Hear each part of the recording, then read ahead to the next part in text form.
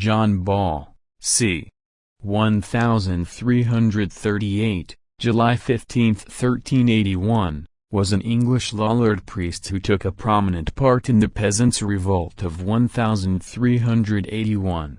He was born and lived in St. Albans, Hertfordshire, later moving to Norwich and then to Colchester during the plague years of the Black Death.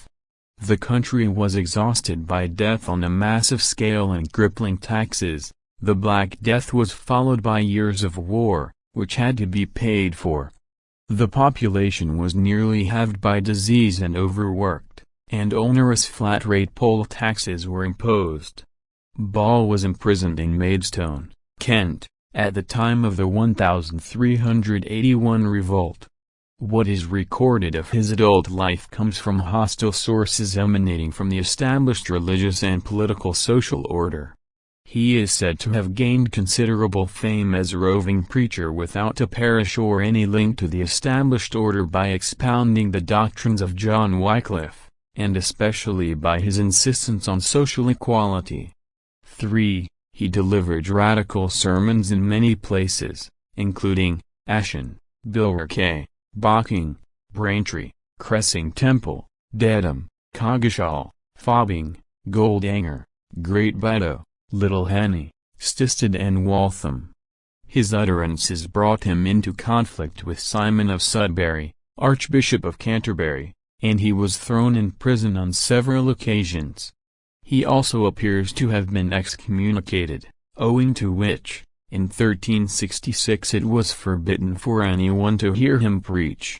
These measures, however, did not moderate his opinions, nor diminish his popularity.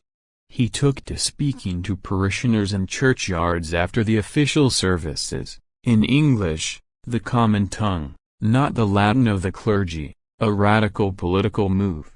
Ball was using the Bible against the Church, very threatening to the status quo. Shortly after the peasants' revolt began, Ball was released by the Kentish rebels from his prison. He preached to them at Blackheath, the revolting peasants' rendezvous to the south of Greenwich, in an open-air sermon that included the following: When Adam delved and Eve span, who was then the gentleman. From the beginning all men by nature were created alike, and our bondage or servitude came in by the unjust oppression of naughty men. For if God would have had any bondman from the beginning, he would have appointed who should be bond, and who free.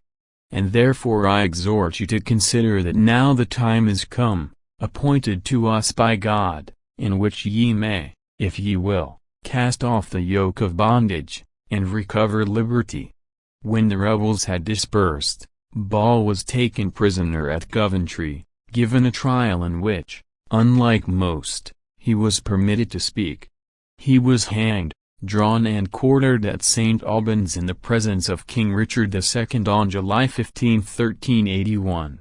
His head was displayed stuck on a pike on London Bridge, and the quarters of his body were displayed at 4 different towns.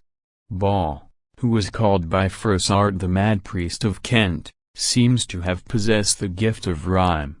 He voiced the feelings of a section of the discontented lower orders of society at that time, who chafed at villanage and the Lord's rights of unpaid labor, or corvée. Ball and perhaps many of the rebels who followed him found some resonance between their ideas and goals and those of Piers Plowman, a key figure in a contemporary poem putatively by one William Langland. Ball put Piers and other characters from Langland's poem into his cryptically allegorical writings, which may be prophecies, motivating messages, and or coded instructions to his cohorts. This may have enhanced Langland's real or perceived radical and Lollard affinities as well as Ball's.